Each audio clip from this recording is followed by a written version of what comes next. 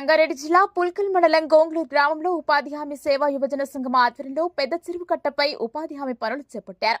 ఈ కార్యక్రమానికి సుధాకర్ నాయక్, రాజశేఖర్ రెడ్డి ముఖ్య అతిథులుగా పాల్గొన్నారు.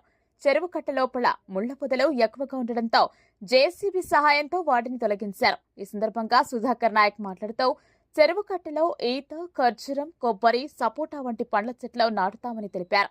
యువజన సంఘం సభ్యులు కూడా రకరకాల పండ్ల చెట్లు నాటేందుకు ముందుకు రావడంతో గ్రామస్తులు సంతోషం వ్యక్తం చేశారు. సంగారెడ్డి జిల్లా రిపోర్టర్ బి సామ్యూల్.